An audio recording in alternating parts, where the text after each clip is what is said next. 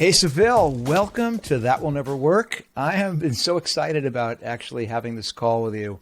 Um, I listen to hundreds of these people who call in on the That Will Never Work hotline, but some people almost leap out of the phone in their energy and enthusiasm. So I am looking forward to this.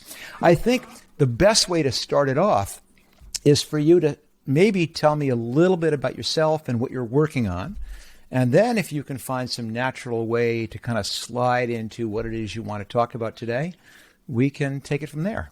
Well, thank you so much, Mark, for having me. I'm so excited and grateful to be here.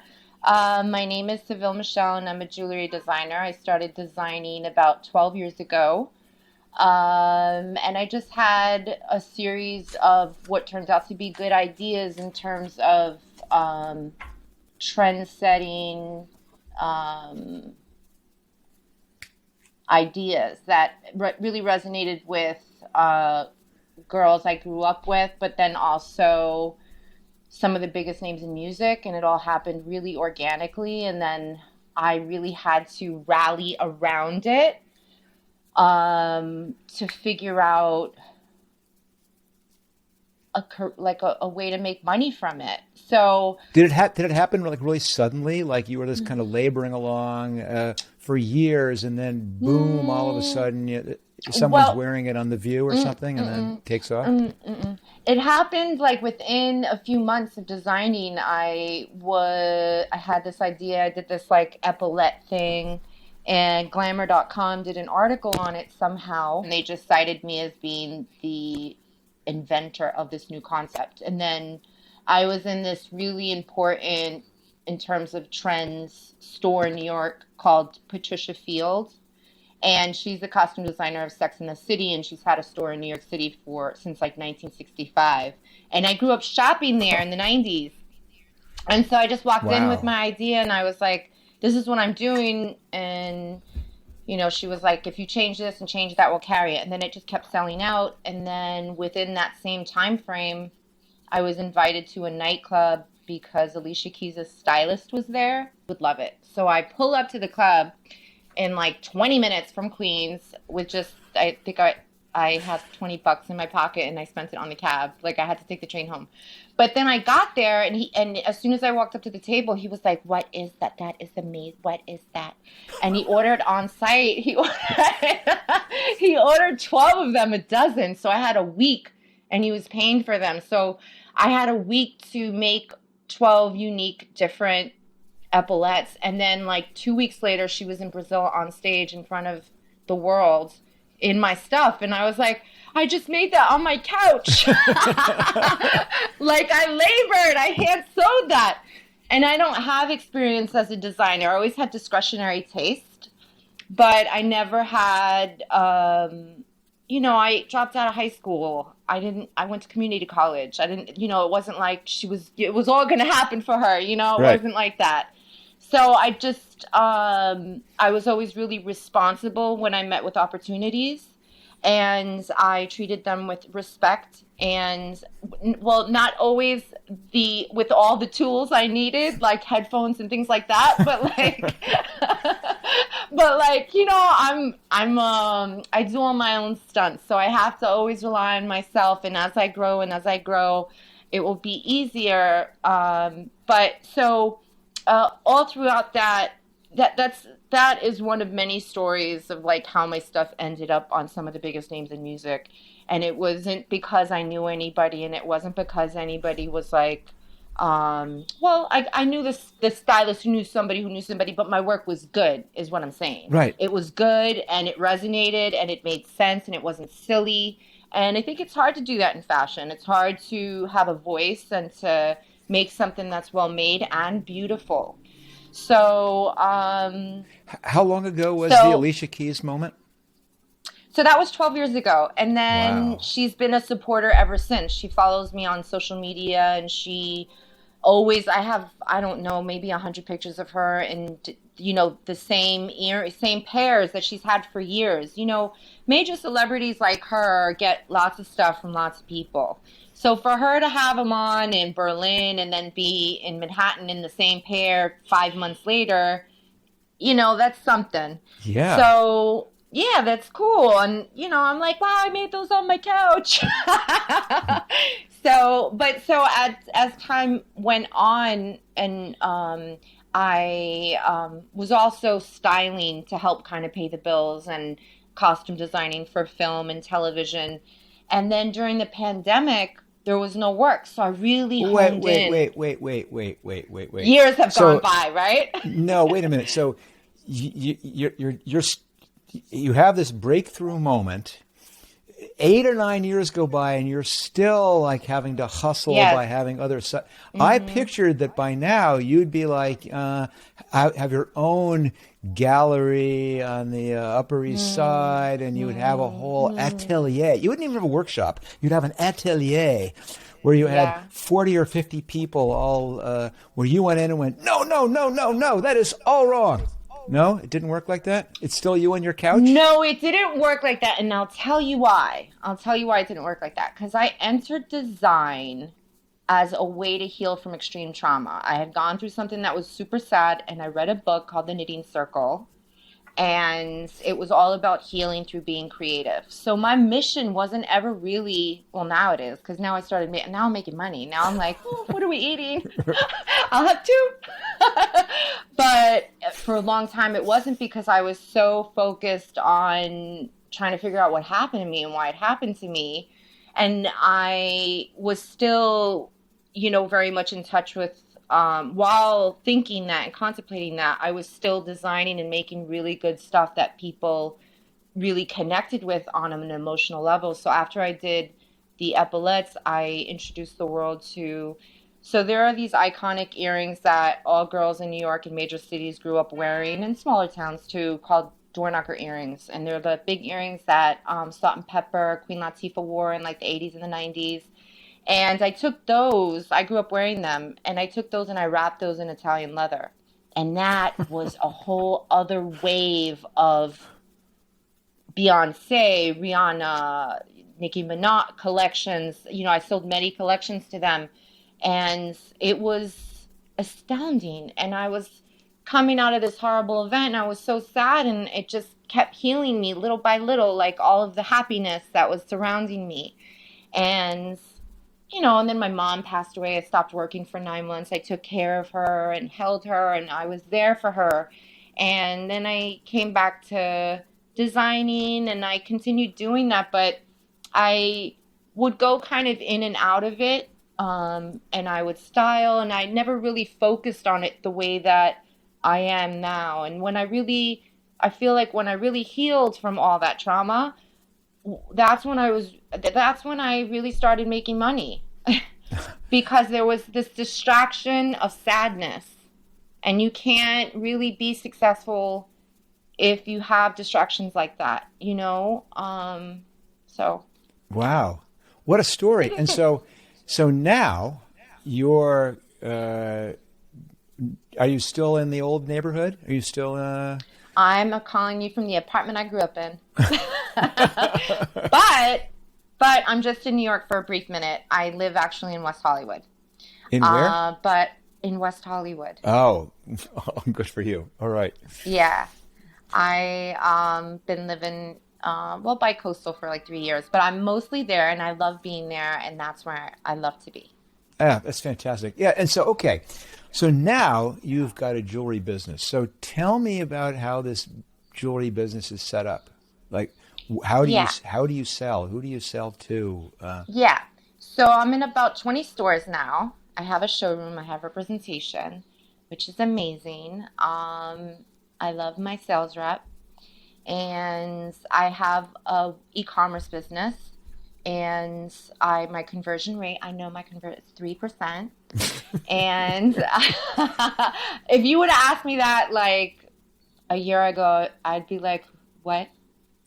What? But I've become so much, like, during the pandemic, it was really a time to slow down, and I wasn't styling, I wasn't doing any of that. So I was like, let me just redo my website.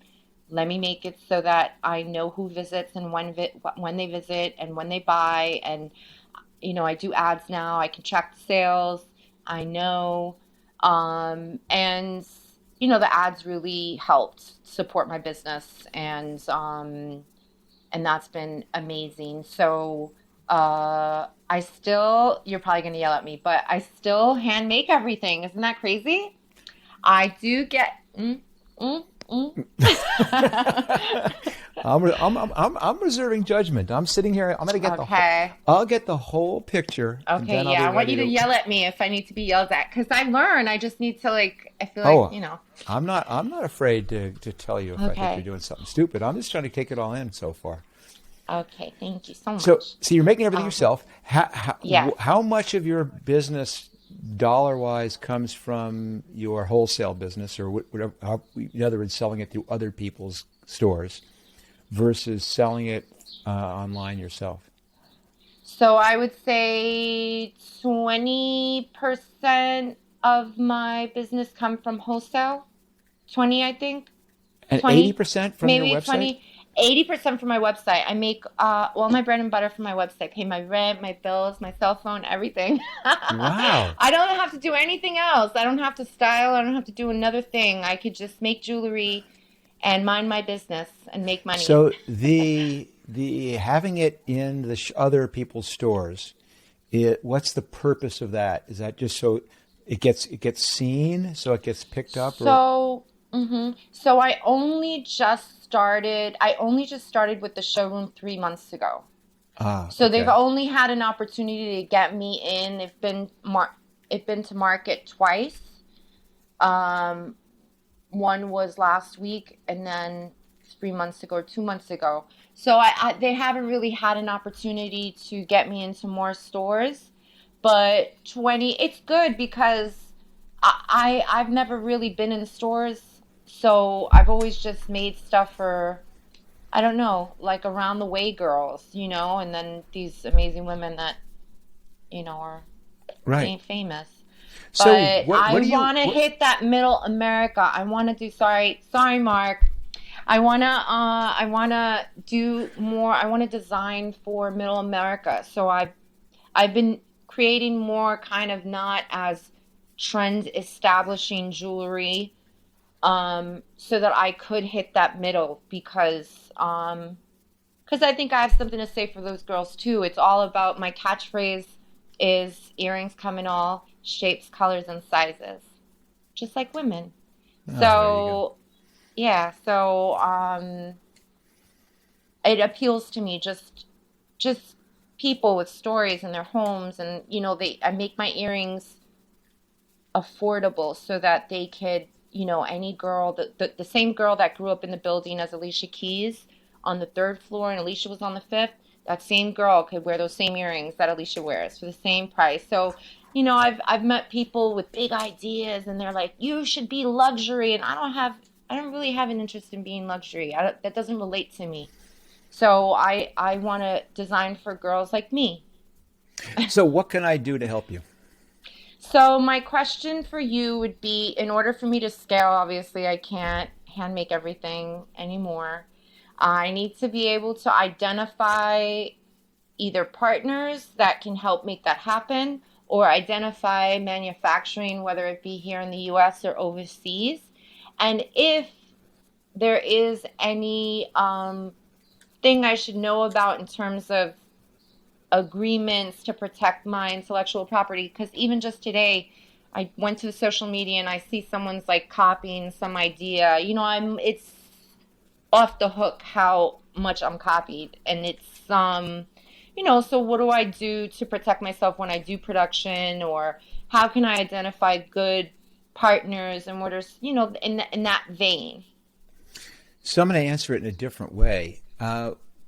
What is holding you back now from meeting your goals?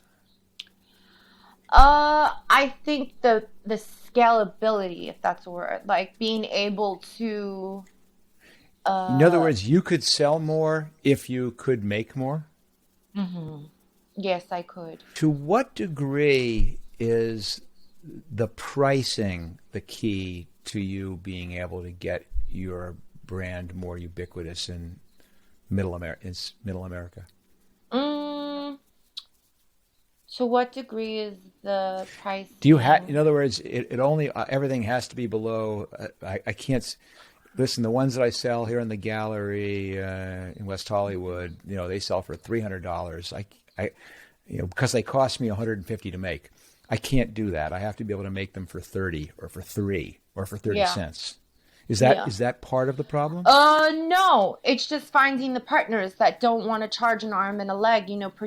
Manufacturers in New York City are so expensive. And I believe in a $15 hour workforce. I believe in that. But okay. I believe in I have some thoughts. Okay. Oh, you do?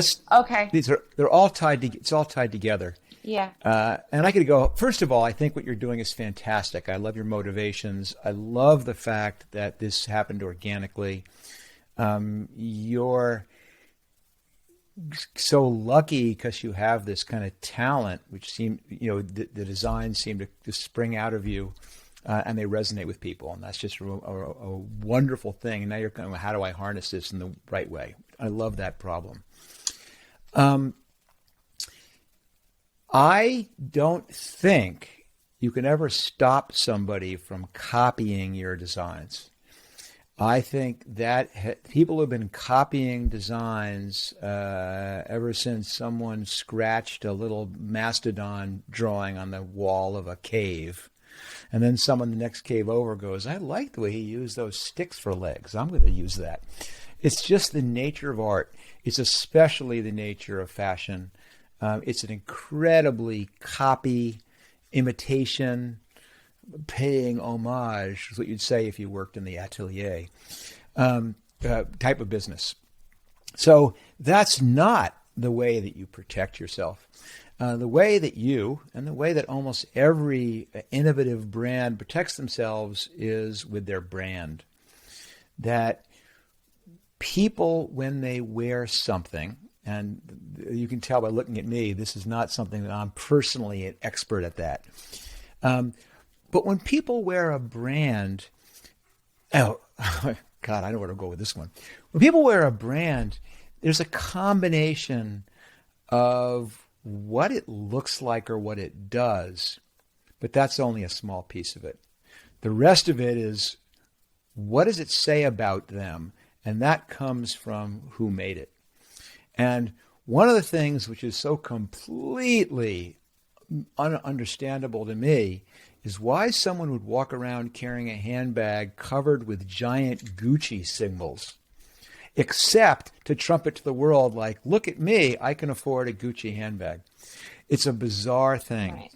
It's a status symbol. Exactly, that's the point. Mm-hmm. But it's a status symbol because they're super high-end brands, and so they want people to know these people couldn't care. They could care less whether this was designed by, someone who is a kindergartner or someone who works in the Gucci showroom, but it has the G on it. Oh man, I've got to have that. I got to walk in with that on my arm. And listen, I'm not faulting it. It's the way of the world. I happened to have just been down in Beverly Hills and in West Hollywood, and just a couple days ago, because I happened to be in L.A. for some stuff, and I was going. We were watching these one $300,000 car after another drive by, and I'm going.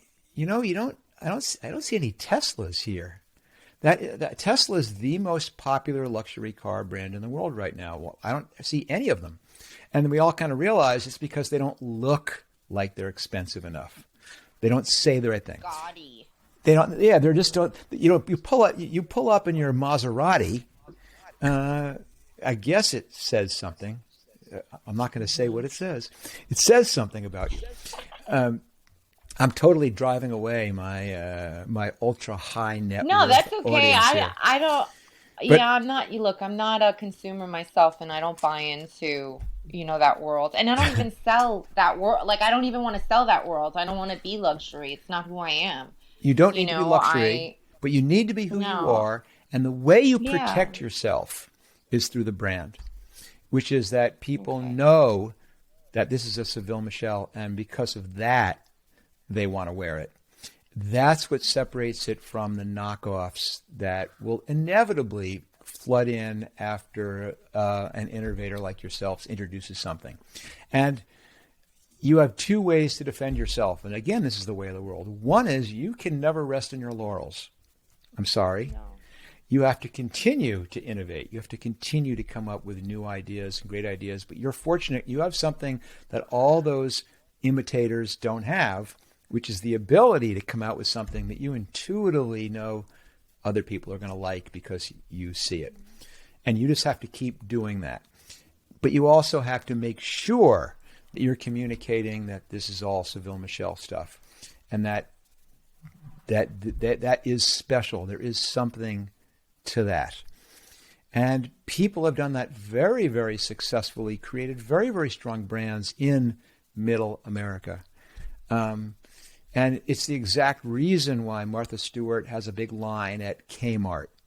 I promise you those glasses and plates are not dramatically different, and that other people can copy them, but they don't have the little Martha Stewart on the back. They're not getting this comfort for someone who's buying something to know I'm getting something that Martha Stewart endorsed. Again, I don't know whether Martha Stewart or not. I'm just saying she's a perfect example of someone who lends her brands not to the people who are furnishing, well, they do this too, $10 million houses, but to people who furnish $100,000 houses or $10,000 apartments or anything, mobile homes. It's a very and you can do the same thing by making it clear that your brand stands for something. And it could be as simple as that. I don't know to what degree you have it, but you attach the brand in a very, very subtle way to the things you make. That, in my opinion, is how to protect it. Let's talk now about manufacturing, because I think that's a somewhat different thing. The first thing is, yes, if you want to go for low cost, if you want to go for high volume, if you want to go for rapid response, you do have to go to places which are able to turn those things around really, really quickly and at super low cost. And they might copy you, and I'm not sure there's a way to really protect you besides establishing relationships. But that's not the direction I'm going. I think in your case, I love what you said about I think everyone deserves to earn a living wage. I think you should manufacture it yourself.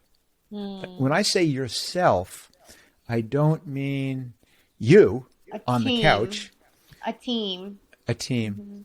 And I think you brand the team, meaning this becomes part of your brand. That these are people, these are women.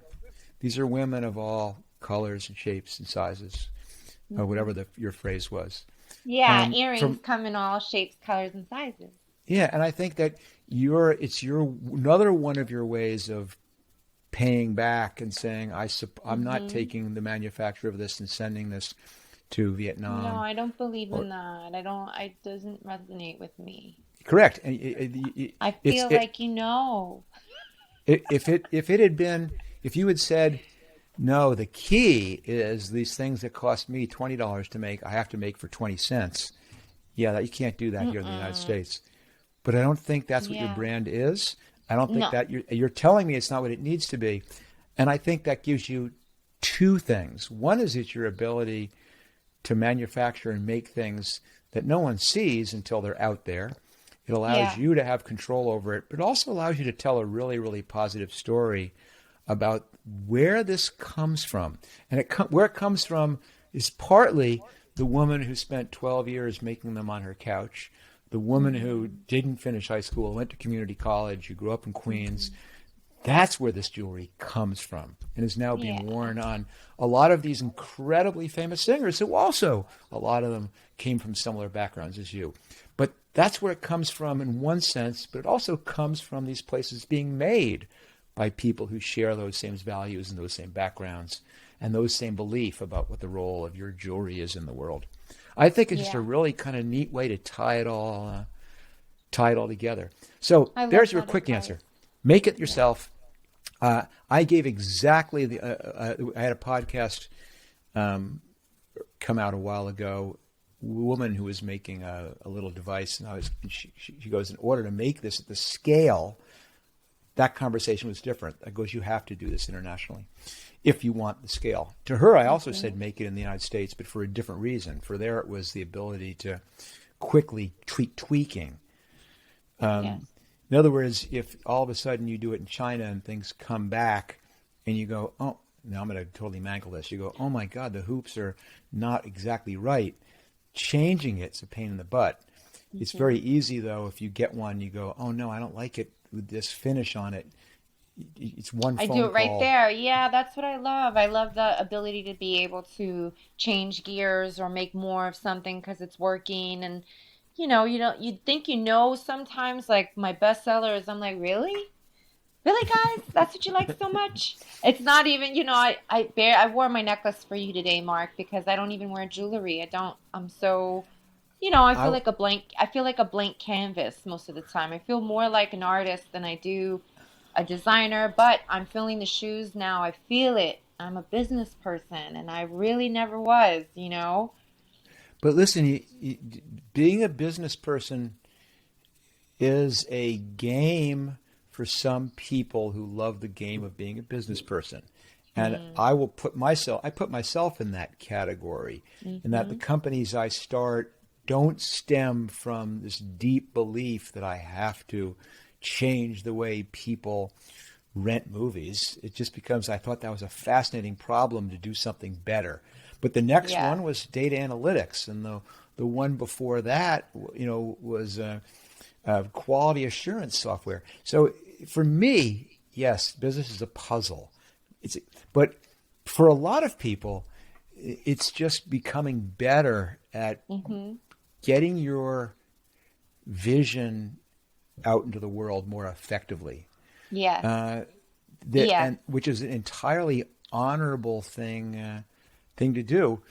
Um, and the objective is not necessarily to win, to make more money. It's Mm. to do things in a way that you believe in, that's pure, Yeah.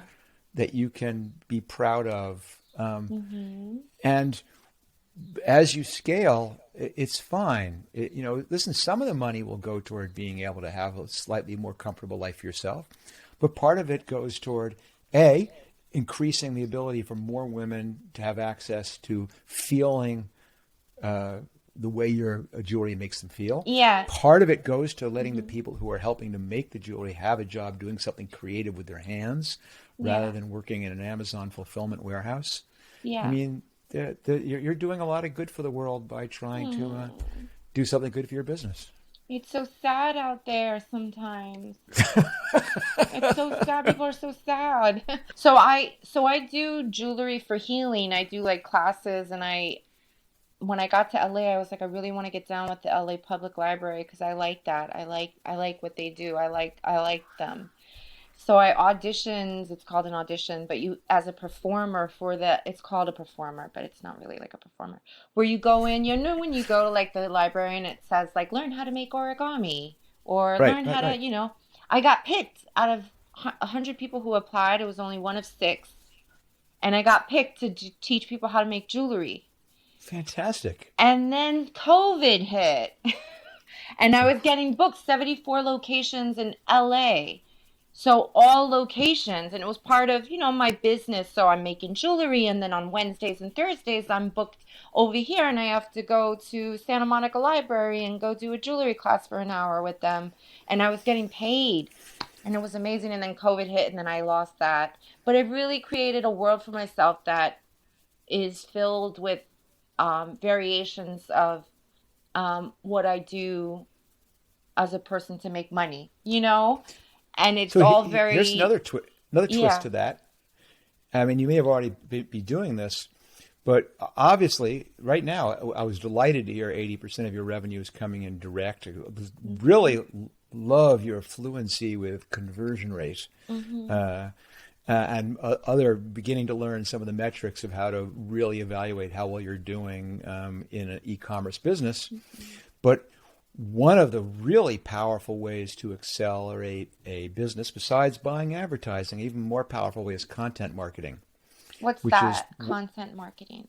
content marketing means people are being driven to come to your website not just to buy, but to Mm. learn, to watch, to I be haven't. entertained. Hmm. You pick it.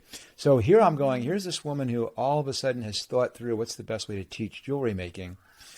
You could also make your site, a piece of it, which is a place for people to come who are trying to learn those things. It's not, you don't want to confuse the brand, but it's a great way on the side to begin accumulating volume, even if it's as simple as saying you launch a YouTube channel where you're giving classes on jewelry making, or doing some other social media where you begin building a following, talking about that piece of it.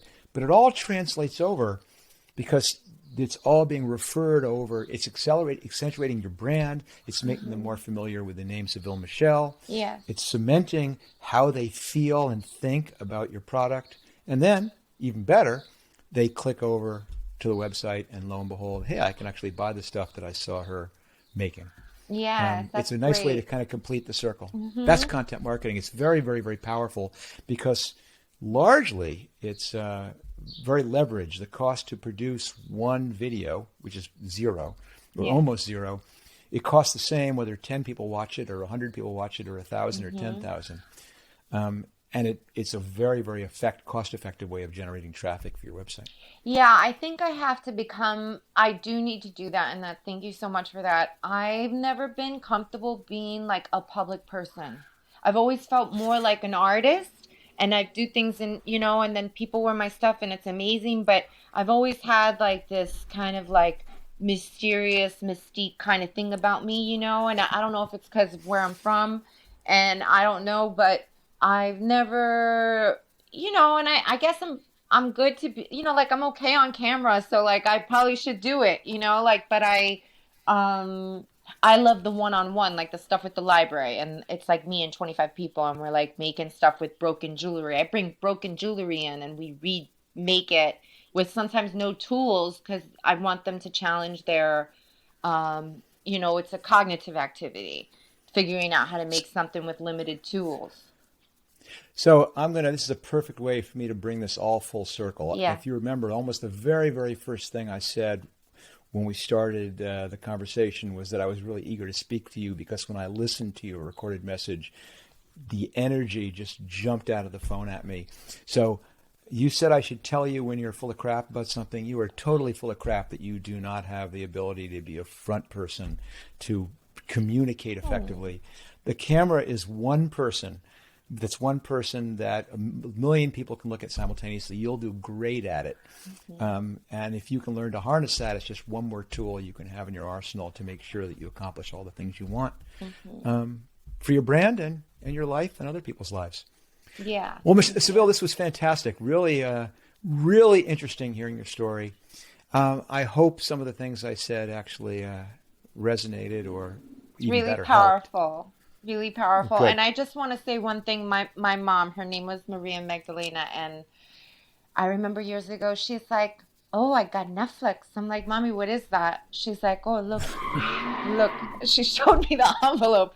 She's like, I'm a member. I can add you if you want. You want to be a member? I add you. And I'm like, I don't know what that is, Mommy. And then she would let me go on her thing and pick, and she was just she was so progressive. I want to show you a picture of her. She's so pretty. Let me see. I got this huge picture of her in my house, and I keep it up. She's the best. She'll be so. There's my mom. She is. She's made the big time. She's there. And I always try to mention her when I talk to cool people that she was a big part. Netflix was a huge part of her life. Let me tell you. She was like, oh no, I got to return. I got to get a new one. No. Send it back. You didn't watch it. Forget it. So thank you. It is great to hear that. I never get tired of that. I have this kind of really nagging insecurity about the fact that the thing that I'm best known at is a way for people to spend more time in front of a screen. No, more time together. More time discussing what are we going to watch. It's such a big part of everyone's life. Like entertainment. Entertainment is one of the great communicators. It's beyond. I've gotten over it. I know you're over it. You're chilling. You're doing this. You're happy. But I'm saying it was just such a big part for me, for my mom, because she was just always looking for. She was just progressive, because I didn't even know what it was. That's awesome. It's great to hear. So Well, thank you. give her my best. Tell her. I will let her. She's in heaven now, so I will. She's probably here. She could hear us. So okay, great. The podcast available any place your podcast. That's so right. Even in heaven, all dimensions. You're all dimensions. You have no idea the strings I had to pull to get that distribution deal. Okay, Seville, we got to go. This was great, but I am going to listen. I am going to check back on you. So we're going to check back in 6 or 9 months, and I'm curious to see whether anything that we spoke about actually worked, and what progress you may have made in scaling your business, as you put it. Thank you so much. much. But I do wish you the best of luck. Really cool. Thank you. All right.